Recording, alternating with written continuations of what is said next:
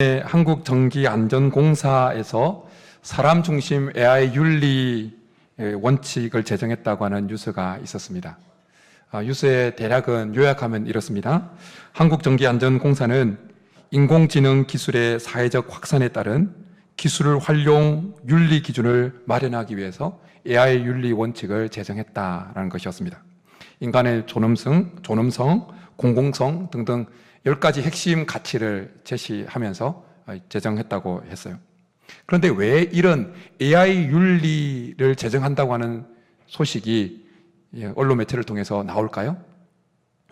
왜냐하면 이 시대는 가치 혼동의 시대이기 때문입니다. 우리는 지금 가치 혼동의 시대를 살아가고 있습니다. 과거에는 무엇이 옳은가, 무엇이 정당한가, 무엇이 기준인가 어느 정도 나름대로 암묵적인 동의가 있었습니다. 근데 지금은 다릅니다. 인공지능, 생명공학들이 발달하면서 윤리적으로 도덕적으로 여러 곳에서 질문들이 제기되고 있습니다. 그리고 정보가 넘쳐나고 절대적인 진리와 보편적인 진리보다는 개인적인 해석과 개인적인 선호도가 훨씬 더 중요해지는 다원주의적인 성격이 더 강한 시대가 이 시대입니다. 자본주의 사회에서 물질적인 풍요와 성공이 곧 삶의 가치와 직결된다고 생각되어지고 있습니다. 그래서 돈을 많이 벌 수 있다면 그 어떤 삶의 태도와 방식도 허용되어지는 듯한 분위기가 사회 속에 형성되어지고 있습니다. 여러분 혹시 이런 경험 해보지 않으셨습니까? 밤늦게까지 열심히 일해서 돈을 벌었는데 어느 순간 문득 마음에 내가 꿈꿔왔던 삶이 이것인가? 라는 회의감이 밀려오던 때 말입니다. 그런가 하면 혹시 페이스북 같은 소셜미디어에 다른 사람들의 그 호화로운 모습을 보고는 왜 이렇게 내 삶은 초라하지? 그렇게 자기 삶에 대해서 비판적인 생각이 올라왔던 때 말입니다. 우리가 사는 이 시대는 무엇이 정말 가치 있는지에 대한 질문 앞에 혼동을 느끼며 살아가는 시대입니다. 돈이 많으면 성공한 삶이라고, 그리고 화려하면 가치가 있는 삶이라고 여겨지고 사람들에게 인정받으면 의미 있는 삶이라고 여겨 세상이 그렇게 말하지만 우리 속에는 문득문득 그것이 단가? 정말 그런가? 라는 질문이 불쑥불쑥 올라온다는 것입니다. 여러분 속으로 한번 대답해 보십시오. 어떤 삶이 정말 여러분들은 가치 있는 삶이라고 여기고 있으십니까? 사람은 누구나 자기의 삶이 가치 있는 삶이 되기를 원합니다. 그래서 열심히 일합니다. 열심히 공부합니다. 최선을 다합니다. 밤늦게까지 일합니다. 돈도 많이 벌고 나름대로 커리어도 쌓아가고 좋은 이미지를 유지하기 위해서 몸부림칩니다.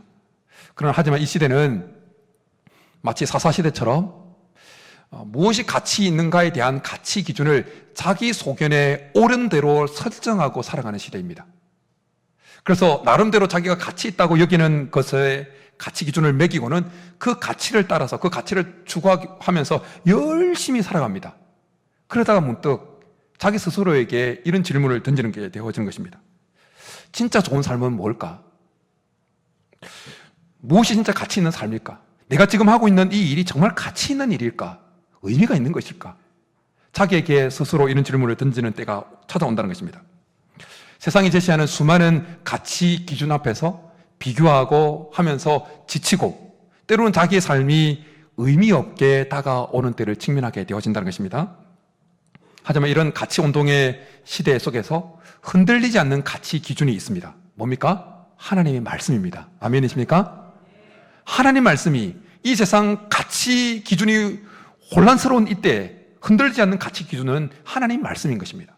그리고 오늘 우리가 살펴보는 이 에베소 말씀 속에서 정말 우리의 삶에 참된 가치가 무엇인지 깨닫게 되어지는 것이 있습니다. 그것은 곧 하나님의 부르심입니다.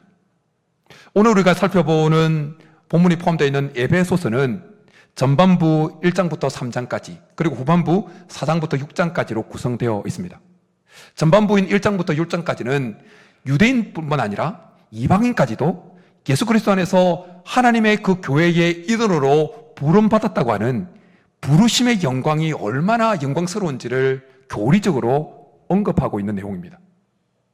이에 반해서 4장부터 6장까지는 그렇게 하나님 교회의 회원으로 부름받은 자들이 어떻게 그 부르심에 합당하게 살아가야 될지에 대한 실천적인 부분에 대해서 말씀해 주고 있는 부분입니다.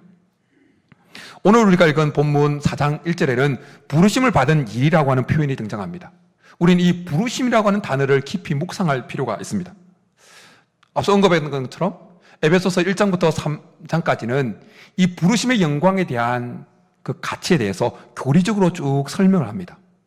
그리고 이 부분을, 교리적으로 설명하는 이 부분을 부르심의 영광에 대해서 쭉 읽다 보면 아주 중요한 사실을 하나 발견하게 되어집니다. 그것은 뭐냐면 하나님께서 우리를 불러주셨다는 이 사실 자체만으로 우리의 삶에 엄청난 가치가 부여졌다는 것입니다.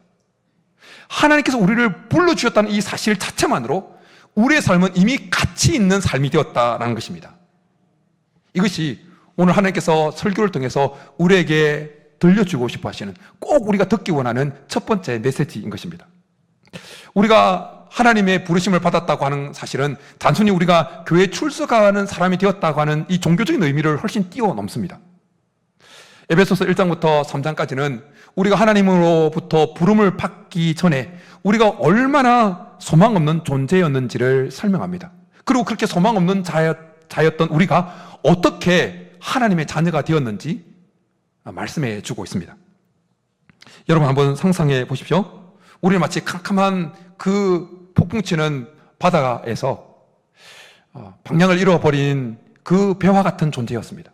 돛도 끊어지고 키도 부러지고 어디로 가야 될지, 왜 가야 되는지 방향을 상실하고 조만간에 자초 위기에 있었던 배와 같은 존재였다는 것입니다. 에베소서 2장 1절 말씀처럼 우리는 죄와 허물로 죽었던 자들이었다는 것입니다. 마치 생명을 다한 로봇처럼 이 전원 버튼이 다 꺼져버리고 꼼짝도 못하고 아예 그냥 먼지만 쌓여있는 존재와 같은 존재였다는 것입니다. 세상의 어두운 유행을 쫓아가고 세상의 가치관이 뭔지도 모르고 막 쫓아갔던 때 그 모습이 우리의 과거였다는 것입니다. 여러분 한번 생각해 보십시오. 모태신앙부터 신앙했던 분들 말고 중간에 신앙생활 했던 분, 혹은 모태신앙이었지만 중간에 좀 방황하고 왔던 분들, 우리의 모습이 세상 사람들이 따라가는 세상 사람들이 막 하는 그 유행을 따라서 그것이 옳은 것인지 그것이 가치 있는지 뭣도 모르고 막 따라갔던 삶은 아니었습니까? 열심히 뭔가 살아가는 것처럼 보였지만, 내가 의지로 내 생각해내서 열심히 따라가는 것처럼 했지만 사실은 세상이 나에게 주입한 탐욕이었고 욕심이었던 적은 없었습니까? 그런 우리를 하나님께서 아셨고 보셨고 우리를 부르셨다는 것입니다. 마치 고장난 로봇 같은 그 인생인데 우리에게 하나님께서 다시 생명의 전원 버튼을 넣어주셨다는 것입니다. 우리를 다시 살려주셨다는 것입니다. 이 부르심은 우리가 뭔가 대단한 일을 했기 때문에 이루어진 것이 아니라, 우리가 뭔가 자격이 됐기 때문에 그렇게 되어진 것이 아니라 하나님의 전적인 값없는 은혜로 주어진 것인 줄 믿습니다. 이 하나님의 부르심은 우리의 존재 가치를 한순간에 업그레이드 시키고 세상 어떤 것과도 비교할 수 없는 존재로 우리를 높여 놓으셨다는 것입니다. 하나님은 긍휼이 풍성하셔서 죽었던 우리를 살리셨고 죄에 갇혀있던 우리를 자유케 하시고 일으키셨을 뿐만 아니라 예수 그리스도 안에서 우리를 하늘에 앉히셨다고 말씀해 주고 있습니다. 하나님의 부르심은 우리를 죽음에서 생명으로, 영원한 형들에서 영원한 하나님의 복을 받는 자리로, 가치 없는 것을 추구하는 인생에서 정말 영원히 가치 있는 것을 추구하는 인생으로 바꾸어 놓으셨다는 것입니다. 그래서 하나님께서 우리를 부르셨다는, 하나님께서 우리를 불러주셨다고 하는 이 부르심을 우리가 받았다는 이 사실 자체만으로 우리는 이미 가치 있는 존재가 되었다는 것입니다. 이것을 좀 더 우리에게 와닿게 하기 위해서 예화를 좀 들게요. 옛날에 가정하는 겁니다. 평범하게 그냥 농사를 일구던 그 농사꾼에게 임금이 어느 날 그 농사꾼을 부른 것입니다. 조정에 들어와서 일 좀 같이 하자. 그 부름 한마디에 그 농민의 인생은, 그 농민의 삶은 한순간에 가치가 바뀌게 되어진 거예요. 그런데 여러분, 우리의 부름은, 우리가 훈련받은 이 부름은 어떤 사람에 의해서 부름받은 것이 아니라 만왕의 왕이시여 천지 만물을 다스리시는 하나님으로부터 부름받은 부름인 줄 믿습니다. 임금이, 한 나라의 왕이, 한 나라의 대통령이 불러서 뭔가를 일을 시켜도 엄청난 그 인생 존재 가치가 확 바뀌어버리게 되어지는데, 만왕의 왕이신 하나님이 우리를 부르셨다면 우리의 존재 가치는 한순간에 확 올라가 버리는 것입니다. 이런 이야기를 들은 적이 있습니다. 고아원에 부모로부터 버림을 받은 아이가 계속 지내면서 16살이 될 때까지 한 번도 입양 제안을 받아본 적이 없다는 것이었습니다. 그런데 어느 날 한 부부가 그 고아원을 방문했습니다. 그리고 그 아이를 보고 한 가지 제안을 합니다. 너가 우리의 가족이 되었으면 좋겠어. 그 순간 그 부름, 나의 가족이 되었으면 좋겠다고 하는 그 부름을 받는 그 순간 그 아이의 인생이 완전히 바뀌어버립니다. 고아회에서, 천하의 고아에서 따뜻한 가정에 있는 그 자녀로 들어가게 되었다는 거예요. 그 자녀가 이렇게 고백을 했어요. 그날부터 내 인생이 달라졌습니다.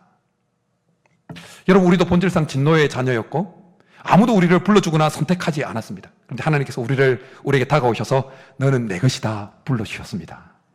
그 순간 우리의 존재 가치는 이미 달라져 버린 것입니다. 하나님의 자녀로 바뀌게 되어진 것입니다.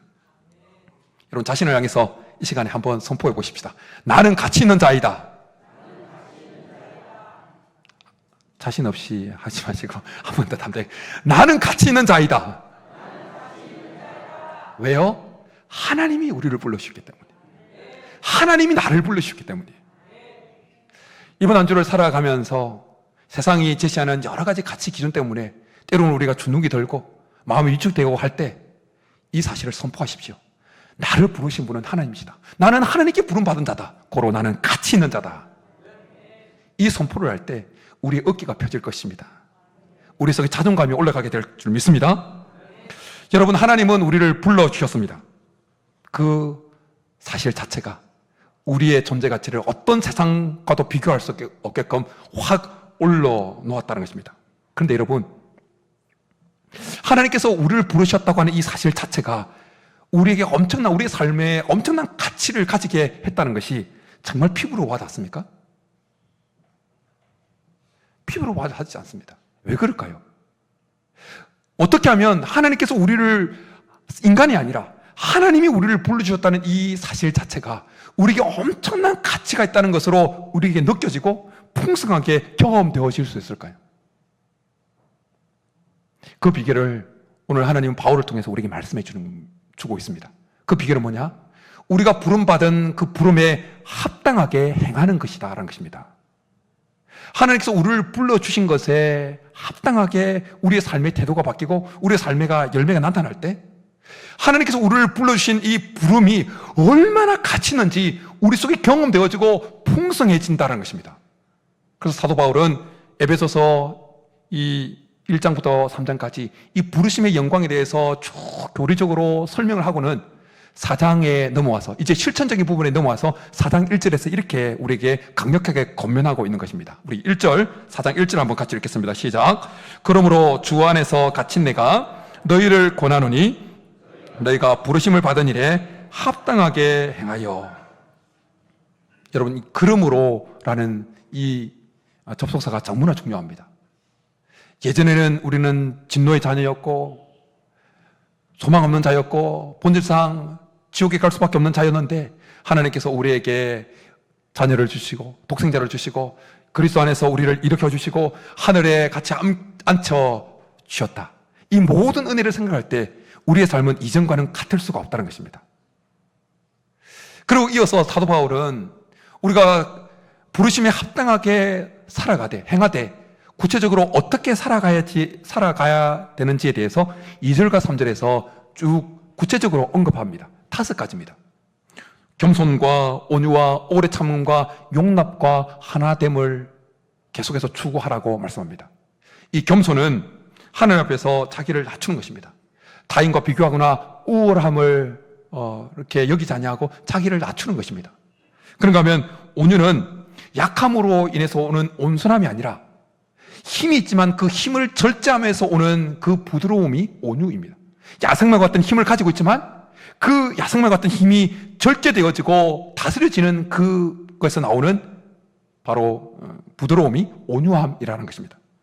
그런가 하면 오래 참음은 원어적으로 보면 헬라어 원어적으로 보면 분노로부터 멀어져 있는 감정, 자기 속에 일어나는 그 분노를 조절하는 그 상태, 그것이 바로 오래 참음이라는 것입니다.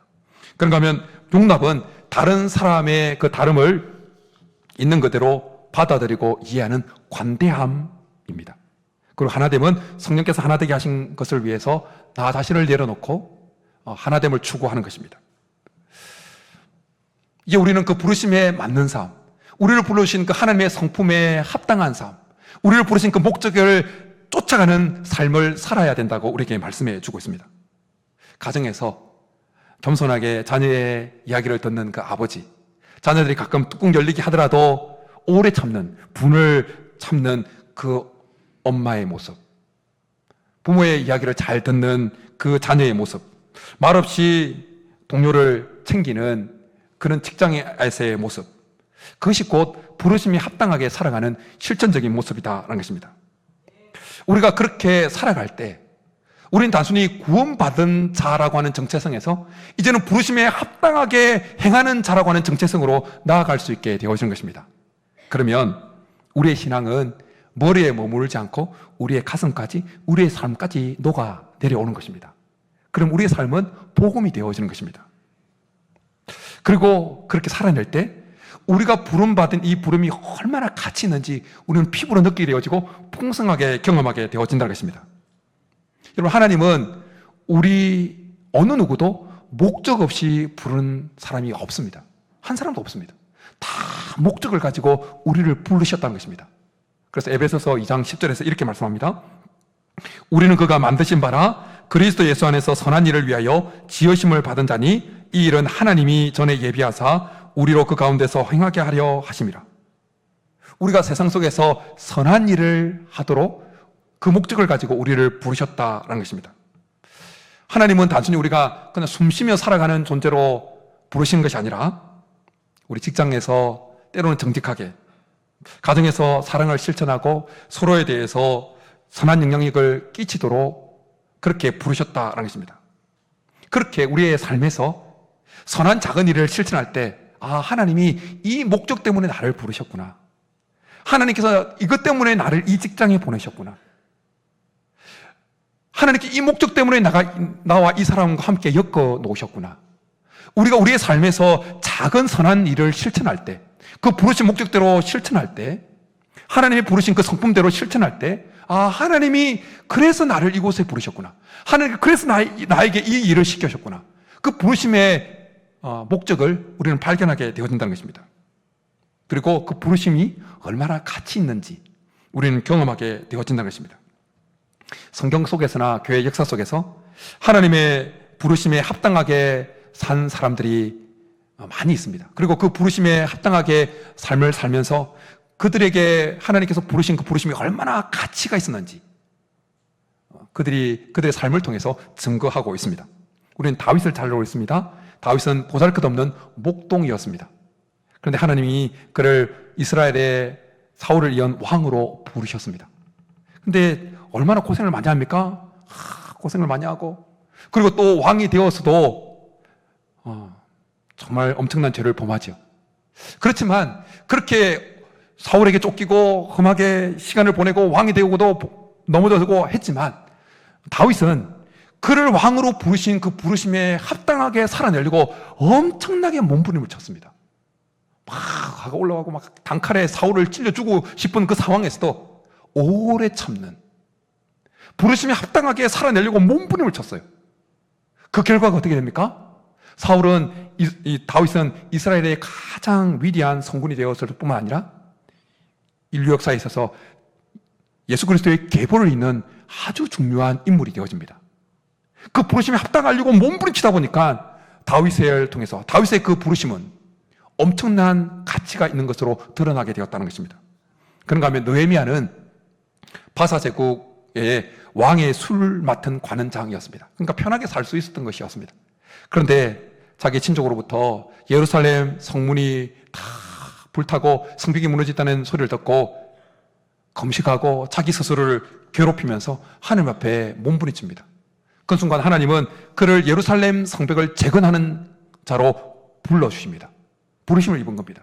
그러자 느헤미야는 모든 것을 포기하고 뒤로 하고 예루살렘으로 돌아갑니다. 그리고 직접 함께 백성들과 함께 손수 예루살렘 성벽을 쌓는 일에 동참합니다. 그 리더로서의 헌신과 삶은 그가 부름받은 그 부르심을 정말 가치 있게 드러내었다는 것입니다. 그런가 하면 기독교사에서 현대 선교의 아버지로 일컬어지는 윌리엄 캐리라는 인물이 있습니다. 그는 마태복음 28장에 나오는 그레이트 미션, 지상 명령을 자기에게 주어진 부르심으로 받아들이게 되어집니다. 땅끝까지 이르러 복음을 전하고 모든 민족에게 복음을 전가라 하고라고 하는 이 그레이트 미션을 자기를 향한 하나님의 부르심으로 받아들입니다. 그래서 온갖 비난과 조롱에도 불구하고 인도 선교사로 떠나게 되어집니다. 40년간 그 인도에서 선교하면서 수많은 성경을 번역하고 많은 교회를 개척하고 그리고 사회를 개혁합니다. 윌리엄 캐리의 그 부르심은 윌리엄 캐리는 그 선교라고 하는 부르심에 반응하려고 그렇게 몸부림침으로 인해서 선교라고 하는 것이 얼마나 가치 있는지 온 세상에 알리고 그리고 그로 인해서 현대 선교의 꽃이 피게 되었다는 것입니다.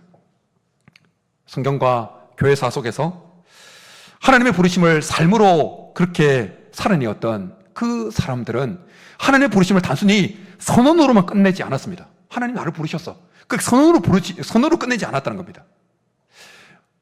행동으로, 결단으로, 삶으로 그 부르심에 합당하게 응답하면서 그 부르심의 가치가 얼마나 영광스러운지, 가치 있는지를 드러냈다는 것입니다. 그리고 자기 삶에서 그 하나님의 부르심이 얼마나 가치 있는지 경험하면서 살아가게 됐다는 것입니다.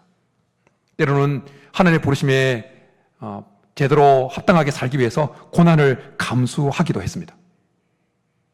그들의 삶을 통해서 하나님은 오늘도 우리에게 도전해 오고 있는 것입니다. 이제는 우리 차례입니다. 우리도 동일한 부르심을 받았습니다. 하나님은 오늘도 우리의 삶의 자리에서, 직장에서, 가족 관계에서, 여러 사람과의 관계에서 하나님께서 우리를 부르신 그 부름에 합당하게 살도록 우리를 부르시고 있습니다. 우리가 그 하나님 부르심에 살아내려고, 합당하게 살아내려고 몸부림칠 때 우리가 하나님께 부름받은 이것이 얼마나 가치 있는지 풍성하게 경험하게 될 줄 믿습니다. 사랑하는 성도 여러분, 하나님은 우리를 정말 불러주셨습니다. 그것이 정말 가치가 있습니다. 그리고 그 가치가 정말 우리의 삶에 풍성하게 경험되어지기 위해서는 우리가 그 부르심에 합당하대로 살아내려고 몸부림치는 것이 필요합니다. 그런데 솔직히 한번 대답해 보십시오. 직장 상사가 계속 억울하게 괴롭힘을 이렇게 가할 때,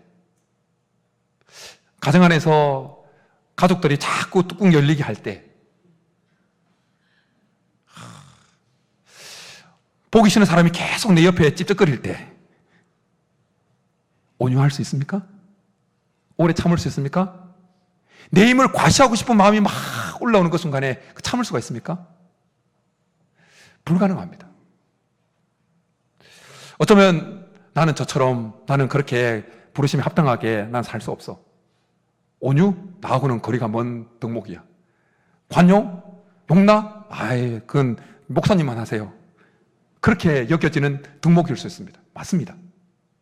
앞에 있는 목사도 제 힘과 제 결단과 제 능력만으로 오늘 부르심에 합당하게 살아가려고 하는 이 덕목들을 살아낼 수가 없습니다. 사도 바울이 부르심에 합당하도록 그 구체적으로 제시하고 있는 2절과 3절의 이 덕목들은 우리의 의지로, 우리의 능력으로 살아낼 수 있는 항목들이 아닙니다. 덕목들이 아닙니다. 이것은 의지의 문제가 아니에요. 이것은 성령의 능력의 문제인 것입니다. 그래서 성경을 좀 아시는 분은 오늘 사도 바울이 부르심에 합당하게 살라고 말하면서 구체적으로 언급하고 있는 2절과 3절에 나오는 이 겸손, 온유, 오래 참은 용납, 그리고 하나됨, 이것이 갈라디아서 5장 22절과 23절에 나오는 성령의 9가지 열매 안에 들어가 있는 다 항목이라는 것을 눈치챘을 것입니다. 오직 성령의 열매는 사랑과 희락과 화평과 오래 참음과 자비와 양성과 충성과 온유와 절제니 이 같은 법을 이 같은 것을 금지할 법이 없느니라. 사도 바울이 지금 말씀하고 있는, 사도 바울 성경 산행에서 말씀하고 있는 부분은 우리가 부르심에 합당하게 살아가는 것은 오직 성령 하나님의 능력에 의해서만 가능하다라는 것입니다.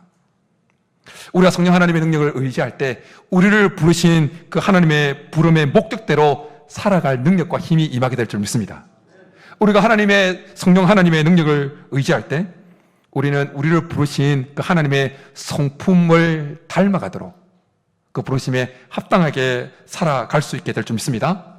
교만해질 수 있는 그 충분한 여건 속에서도 겸손을 유지하고 우리가 힘을 한번 드러내고 싶은 그 순간에도 내가 얼마나 힘이 있는지 한번 보여줄까 하는 유혹을 받는 그 순간에도 온유함을 유지하고 막 뚜껑 열리는 그 순간에도 막 불불 끓어오는 순간에도 오래 참을 수 있게 되어지고 성령 하나님의 능력을 힘입을 때 우리는 나와 정반대의 성향을 가지고 있는 그 사람을 용납하는, 있는 모습 그대로 용납할 수 있는 능력이 우리 속에 생겨나게 돼가지고 내 주장을 막 내세우고 싶은 그 순간에도 성령이 하나 되게 하시는 그 하나됨을 유지하고자 하는 그 마음이 성령 하나님의 능력이 우리 가운데 임할 때 일어나게 될 줄 믿습니다. 하나님은 우리를 값 없이 우리를 불러주셨습니다. 그 부르심을 삶으로 살아낼 때 그 부르심의 가치는 우리 속에서 풍성히 경험되어지고 체험되게 될 줄 믿습니다. 근데 우리의 능력만으로는 안 된다고 말씀하셨습니다. 성령의 능력만으로 이 부르심에 합당한 삶을 살아갈 수가 있습니다. 말씀을 맺습니다. 사랑하는 성도 여러분, 이번 한 주를 살아갈 때 혹 주눅드는 일이 있을 때마다 우리의 마음이 위축되는 상황을 직면할 때마다 나는 하나님께 부름받은 자야, 나를 부르신 분은 하나님이시야, 그로 나는 가치 있는 자야 라고 선포할 수 있기를 축복합니다. 그리고 성령의 능력을 의지해서 부르심에 합당하도록 살아가라고 하는 이 덕목들의 작은 부분들을 하나씩 실천해 갈 수 있기를 축복합니다. 직장 동료들에게, 가족들에게, 교회 이웃들에게, 교회 지체들에게 그렇게 덕목들을 실천해 갈 수 있기를 축복합니다. 뿐만 아니라 하루를 시작하면서 하나님, 내 하루의 삶이, 이 하루의 삶이 부르심에 합당한 삶이 되게 하여 주옵소서. 이 기도가 습관적인 기도가 아니라 부르심의 가치를 더 풍성하게 경험하게 하는 믿음의 선포가 될 줄 믿습니다. 우리를 부르신 하나님의 부르심은 정말 가치가 있습니다. 이제는 이 가치를 우리가 성령의 능력을 의지해서 부르심에 합당하게 살아내므로 이 가치를 증명해내는, 그리고 풍성하게 경험하는 저와 여러분이 될 수 있기를 주님으로 축복합니다. 이 시간 우리 말씀 생각하면서 성령이여 내 영혼을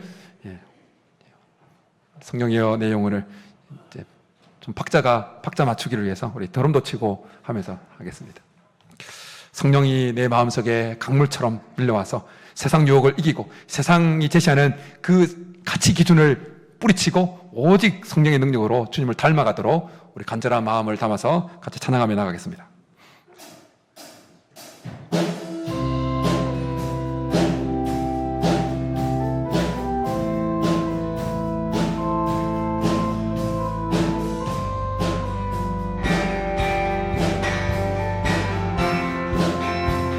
성령이여 내 영혼을, 성령이여 내 영혼을 충만케 하소서. 내 속에 강물이 넘쳐나게. 성령이여, 성령이여 내 영혼을 충만케 하소서.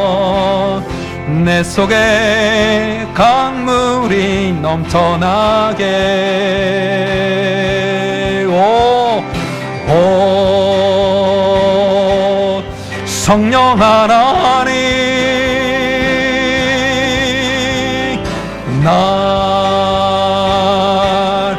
다시 새롭게 하소서.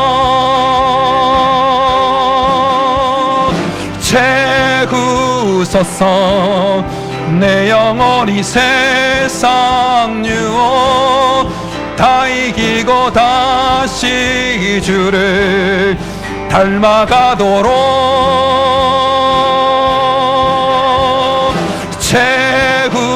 채우소서. 내 영혼이 세상 유혹 다 이기고 오직 주만 나타내도록. 우리 처음부터 한 번 더.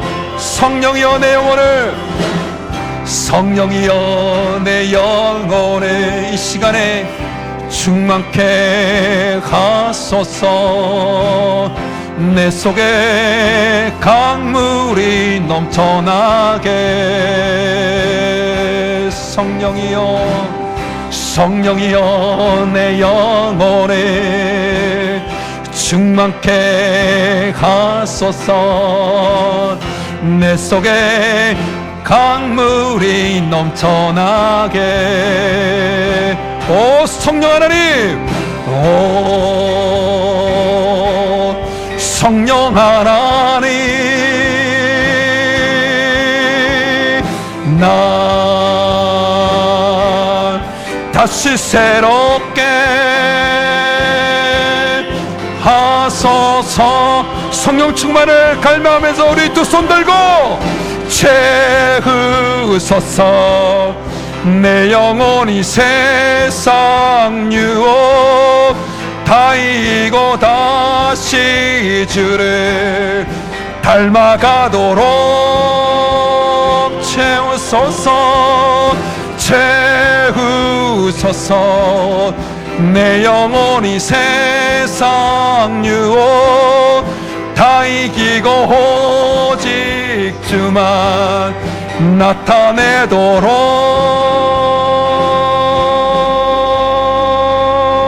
할렐루야. 이 시간 우리의 말씀 생각하며 같이 기도하며 나아가겠습니다.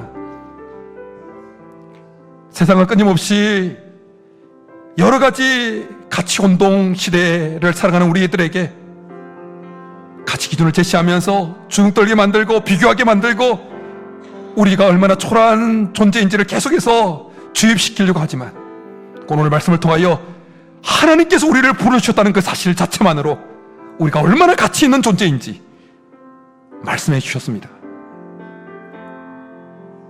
그런데 이 가치를, 이 부르심의 가치를 우리의 삶에 실제로 경험하고 풍성히 누리기 위해서는 그 부르심에 합당하게 살아내는 것이 필요하다고 말씀하시는데, 근데 우리의 능력만으로, 우리의 의지만으로 그렇게 부르심에 합당하게 살아낼 수 없음을 주님 앞에 고백하면서 오직 성령 하나님의 능력이 필요함을 고백하며 성령의 충만함을 시간 강구하겠습니다.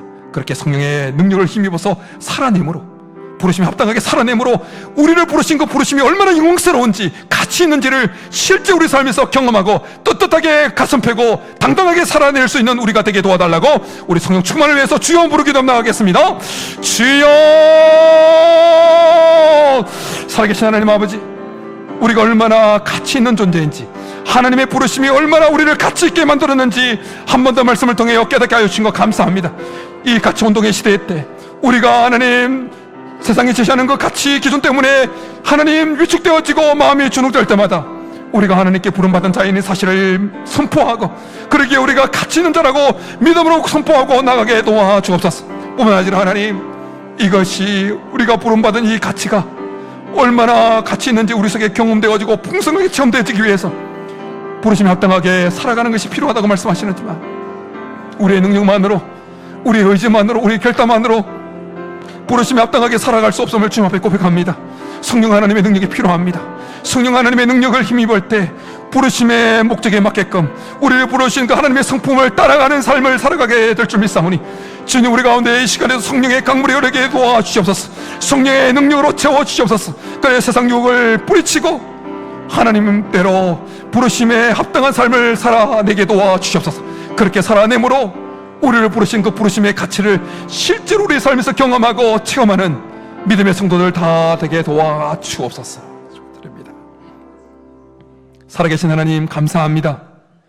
세상은 여러 가지 가치 기준을 제시하면서 우리로 하여금 위축되게 만들고 비교하게 만들고 우리 자신이 너무나 초라하게 느끼게 만들지만, 오늘 말씀을 통하여 사람이 아니라 하나님이 우리를 부르셨다는 이 사실 자체만으로 우리의 인생이 얼마나 가치 있는지 한 번 더 일깨워 주신 것 감사합니다. 그럼 하나님, 정말 이 부르심의 가치가, 이 부르심의 영광이 우리 속에 실제로 경험되어지고 풍성히 누리기 위해서 부르심에 합당하게 살아가는 것이 필요하다고 말씀하셨사오나, 우리의 능력만으로, 우리의 의지만으로, 우리 결단만으로 그렇게 부르심에 합당한 삶을 살아낼 수 없음을 고백합니다. 성령 하나님, 우리 속에 능력을 입혀 주옵소서. 힘을 더하여 주옵소서. 성령께서 주시는 그 힘과 능력으로 부르심에 합당한 삶을 살아가게 도와주시옵소서. 그래서 성령의 능력으로 부르심에 합당하게 살아내므로 우리가 정말 부르심의 이 가치를 이번 한 주도 실제 삶에서 풍성하게 경험하고 당당하게 어깨 펴고 살아가는 복된 한 주 되도록 역사하여 주옵소서. 그렇게 주실 줄 믿고 감사를 드리며 예수님의 이름으로 축복하며 기도드립니다. 아멘.